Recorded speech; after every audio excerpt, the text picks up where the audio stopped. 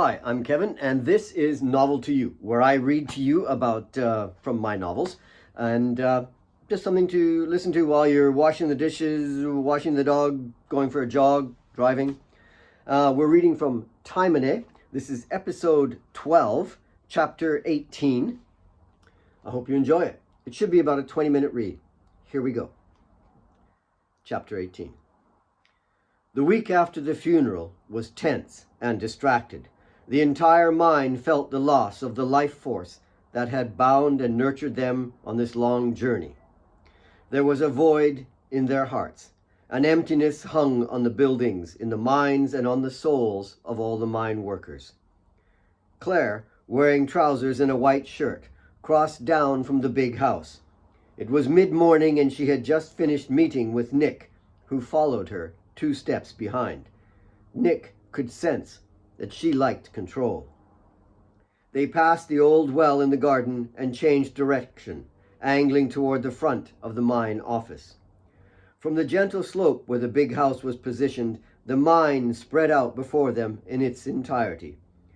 Nick stopped and admired the vast array of buildings and pits, with the perimeter fencing and the roofs of the worker compound to the right in the distance.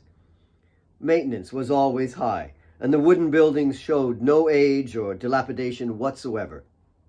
Pride was paramount among the Ostenstats. Nick would play on that. "Wow, it's quite a spread. Your father must have been a very good operator. It's unfortunate these elements creep in, you know, but with my record of cleaning up this sort of thing, I'll not only get rid of the scum, but I'll boost output as well." Claire quite enjoyed him. He seemed to pay attention to her. He knew who was in charge. When Kate had crossed by earlier, he was polite enough to stand, but paid her no heed. Claire could work with him. He wasn't bad looking either, not that she had much to choose from. "Well, that's what I need, Nick. A strong man. Someone to kick the asses of these lazy dogs." She stole a quick glance at him. He was also fit and fairly well spoken. She needn't check his papers. That would take weeks anyway. She had a good feeling about him. That was the most important thing. "I could use a man like you. I'll show you around, and then we can talk business." They made their way past Nick's Jeep to the office. Nick whistled, and Duke hobbled out of the truck to his side. He ruffled the big dog's neck. "He took a bit of a whack a while back, but he'll be fine, won't you, boy?" Claire smiled at the dog, and he wagged his stubby tail. Followed by Duke, they climbed the stairs and entered the office. She saw Alex entering a ledger at his usual cluttered table. Several ledgers were open, and though organized, it was a crowded spread. Alex's activities were by far the busiest center of the office. Yet Claire still thought he didn't deserve a proper desk. She preferred to keep his position always impermanent. "The office is small, but it suits our purposes well. This here, he's Alex. He controls stock, labor schedules, production numbers. He's the one who uncovered the smugglers." Alex rose and crossed to Nick. "Alex, this is Nick Johnson. He'll be supervising the mine, making sure we don't have any more of these incidents." Alex offered his hand, but Nick did not offer to shake hands with Alex. Alex noticed the twinge of delight in Claire's eyes at the attempt at humiliation. Duke, standing just behind Nick, growled. Alex looked at Duke and vaguely recognized him from the raid. It had been so fast, so dark, that the only thing Alex could clearly remember was the gleam of hate and rage in the dog's eyes. "Shut up, Duke. Don't you mind him." "Looks like he took a knock." "Yeah, he's tough. Tough as boot leather. Be right in no time. He's a hell of a guard dog." Alex nodded. "You need that, do you?" Before Nick could respond, Alex turned away and went back to his table. "Well, nice to meet you. I must get back to work." "Alex, go and tell Mary to prepare the guest house and take Nick's bags there. I'll show him around a bit." Her tone was belittling and crude, but Alex was accustomed to it.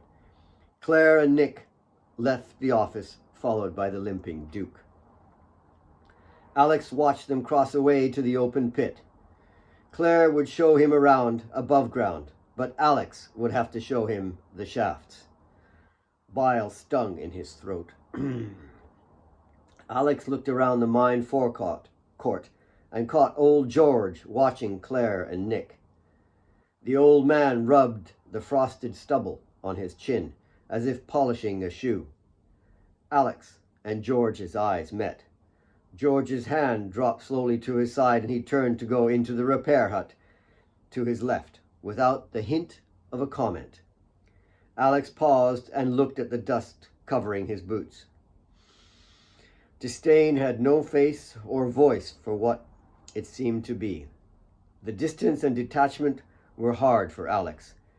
He had never cared for Claire. She had always baited him. To him, she was a prissy and tight, like a chicken bone in your throat. But still, he didn't want to see her hurt, nor the mine. There was a bad smell about the appearance of Nick. Alex didn't like the look of this. Duke hobbled after Nick. The dog had the same vile demeanor, Alex thought. He replayed the evening of the smuggling operation in his mind and tried to think which side of the dog he had hit. There were a lot of Dobermans used as guard dogs on the various ranches and mines, so it might not be the same one.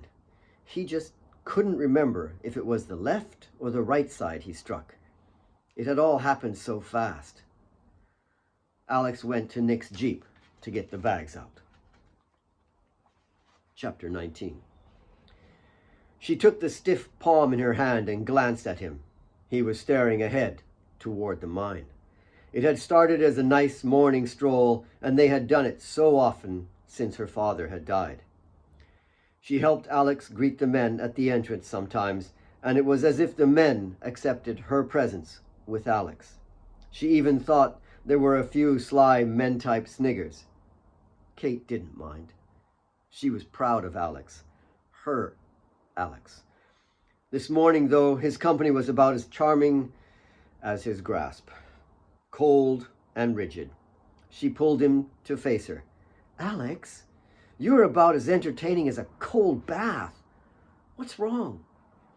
He turned back toward the front gate and could see some of the stragglers hurrying to the mine. He hadn't been at the gate to greet the men this morning. That was wrong. Everything was a bit off balance.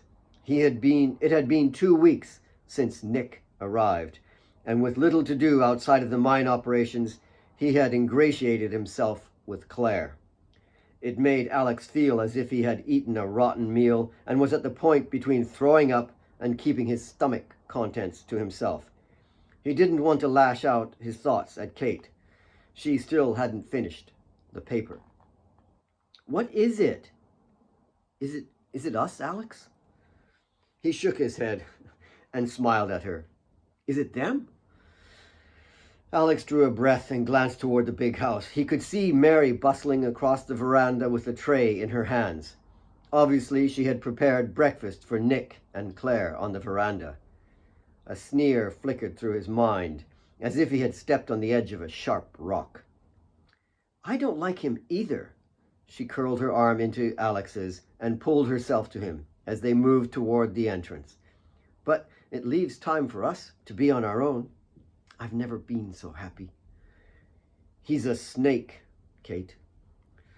The two of them often have a drink together after work and their meals.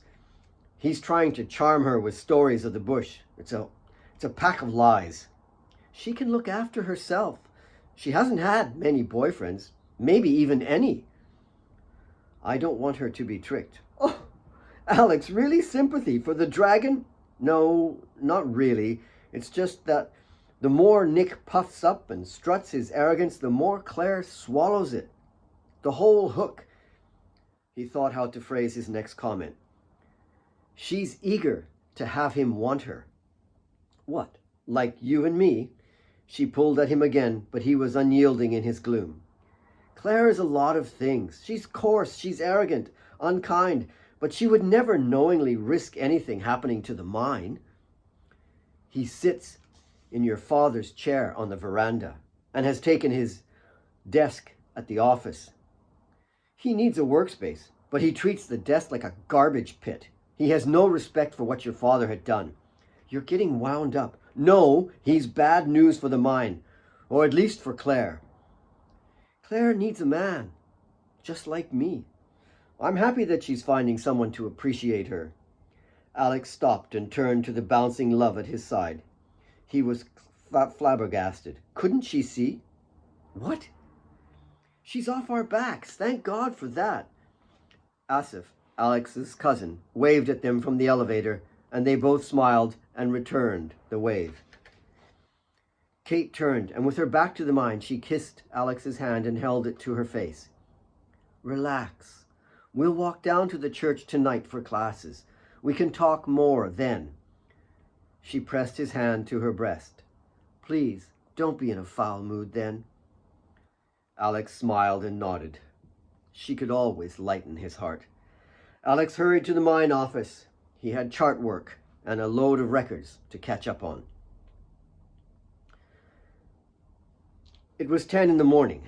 The mine had been up and running for 3 hours when the office door swung open. Claire and Nick barged through in mid-conversation. They must have come straight down after their late breakfast.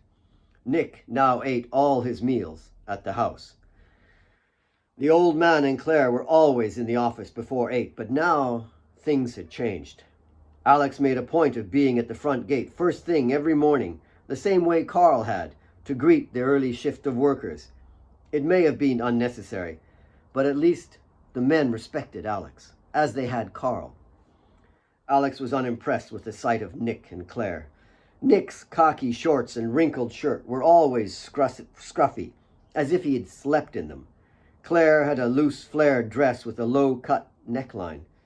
It had an unusually simple, feminine design. Alex had never seen her wear anything like it in the office. The dress didn't suit her snide, martinet character. Alex looked up and waved to greet them, but neither paid any heed to him. He returned to his numbers. Why? Just answer that, Claire barked. Well, as a deterrent. Stop these pigs from stealing your diamonds, for God's sake. Well, we never needed them before. Well, you bloody well do now. Alex was amazed how he spoke to one of the owners of the mine. Claire was still a woman and their boss. She may be a horror of a person, but Nick spoke to her with total contempt. Alex, do we need wardens down the mine? Alex looked up. Why? Never have before. Your father said just use trusted men and pay them fairly. They do the job. Trusted? Trusted? These people, you're crazy, you're a goddamn loony. If you think you can trust those black bastards down the mine. Nick waved his finger in front of the larger Alex. I've got 4 good men out there who can move around the mine and make sure your trusted workers are putting their backs in and not stealing. Alex stood up and looked out the window. His frame dwarfed the puffing little puppet in front of him. He saw the 4 men standing outside laughing amongst themselves. One of them was One-Eye, and the others looked equally dubious to Alex. Yet he couldn't recall their names, which seemed odd. He knew everyone in the mine. He always had. I don't like these men. You don't like them? What? Who cares what you like? You don't even know them. The snarly little man jabbed the large muscled chest of Alex. You don't like the color of their skin, eh? Huh? What is your problem? Claire enjoyed seeing Alex abused and let Nick insult him. It's as if he was doing it for her, fighting for her. Alex took a step closer to Nick, imposing his much larger frame on the rat-like little white man. He looked over Nick toward Claire when he spoke. These men are from the Kimberley mine. We had no problems until they showed up 4 months ago. Nick backed away a few steps to gain some physical advantage. "You don't even know the problems you had a year ago. I've been here less than a month, and I can see it as plain as day." "Can you?" Alex said, trying to keep the disgust from his voice. "Of course I can, but I can't nail it without having men down the mine." Claire sauntered towards them. "I've decided Nick is right. I can trust him." She stared at Alex, who looked coldly at her. "Do you have a problem with that, Alex?" "Well, I just thought—" "I don't pay you to think, just to do math. Now, get out. Why don't you go and have lunch with your little bookworm?" Alex looked from Claire to the weasel Nick. He turned, picked up his clipboard with the surfaced load records from his table. He crossed out between them, intentionally going near the much smaller man. He would like to step on Nick, squash him like a cockroach underfoot. Nick, ever cocky, paid no notice. Once Alex was out the door, Nick glanced toward the now-seated Claire and decided now was the time to make his move on her. "Whoa, you sure know how to crack the whip." He crossed to her and leaned over her desk. "I'm in charge here, and he'd better get that into his thick black head. Sometimes I think the sooner he's gone, the better. It's nothing like a strong woman." He smiled, staring down her cleavage. She looked up, and he allowed her to catch him staring. She was excited. She'd hoped for a rush like this. Their eyes met, and she challenged him by glancing at his crotch, which was pressed against the front of her desk. She took a pencil and probed the fabric near the zipper, teasing his member. She tried to imagine it starting to fill. "What a strong woman wants, she gets." Claire dropped the pencil and walked around the desk, coming right in front of him. Her breath throbbed in her ears. "What does the strong woman want?" She stood close, slightly brushing his body. She twisted each side of his shirt, revealing the medallion. "What's this?" "Oh, it's a lucky charm." "Need one, do you?" She pressed herself against his crotch and slid up and down, ever so slightly. "Well, maybe not anymore." He pulled her in tight, squeezing her against him. They kissed hard. She could feel his desire hard up against her. He fumbled and ripped the top of her dress open. Buttons scattered on the floor. His animal abandon excited her more. Nick squeezed her breasts hard. She burst open his trousers as he kissed her neck. He pulled at her breasts, biting the small pink nipples. Lust and pain, it shot through her. He wanted her. That's what she wanted. She thrust her hands into his shorts, clenching his penis. He lifted the front of her skirt and pinned her against the wall. She wrapped her legs around him and grasped as he forced himself into her. Her fingers were white with pain as he ripped at her womanhood. Their sex was crude, a lusting battle, lacking all subtlety, a taking, not a sharing. Alex returned from the repair hut just to the left of the office and crossed up toward the house. He heard the struggling and was unsure of the sound. He turned the corner of the office to go up the steps, but was met by the growling Duke sleeping outside the door. Duke no longer had the splint and bandage on his leg, but he still limped. The beast hated Alex. The muzzle and nose curled, baring its fangs.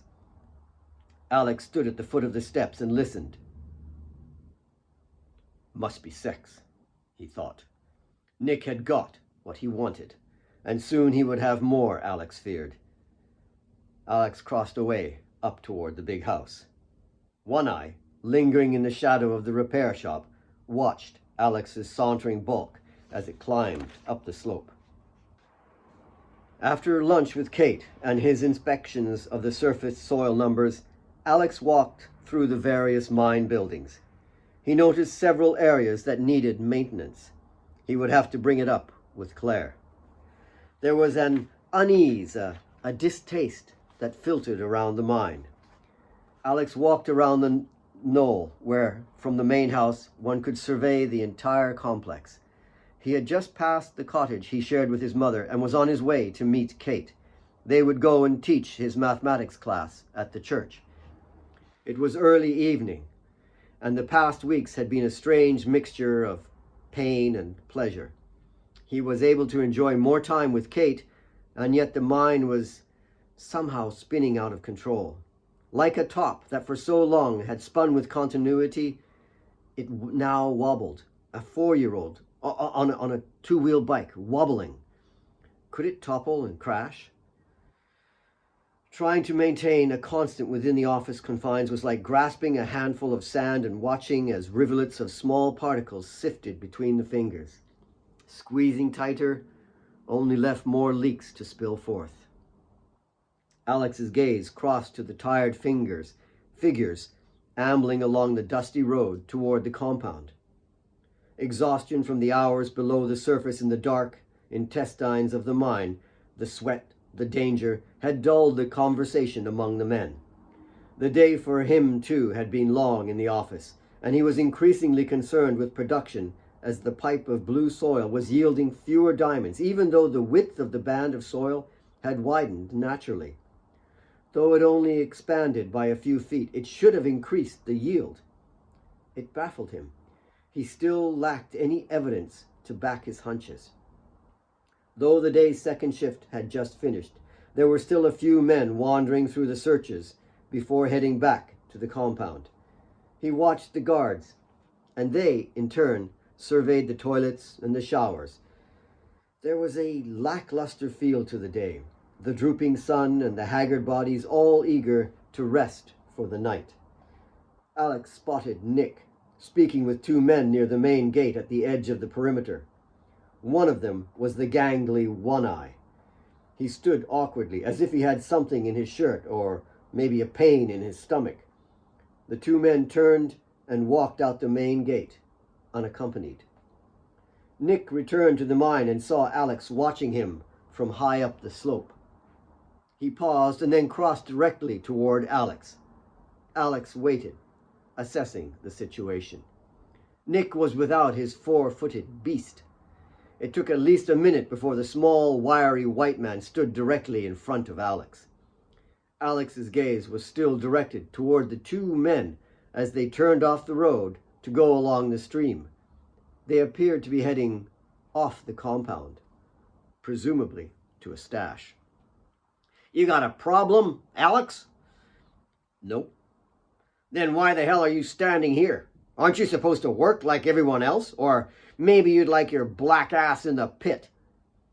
Alex stared at the distasteful little shit. He noticed his dog was not nearby. "I'm finished for today. I work for the mine, not for you." "No dog?" "What the hell do you want?"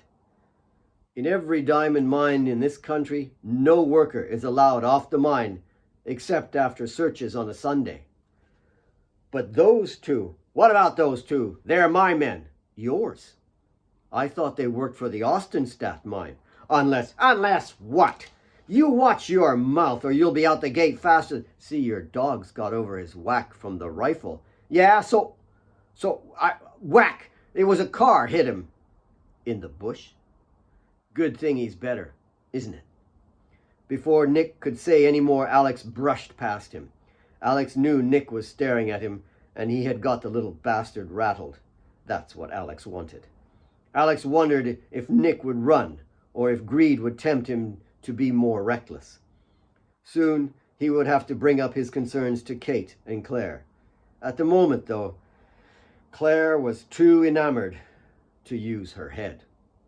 He'd always thought she was bright enough, or at least ruthless enough, not to be tricked by the likes of Nick. Perhaps Alex was wrong. We'll stop there. That's the end of chapter 19. Thank you for joining me. I hope you enjoyed it. If you want to get the book and follow along, Kevin Farron, you can find it on Amazon. Thanks for joining me. We'll see you in episode 13. Bye for now.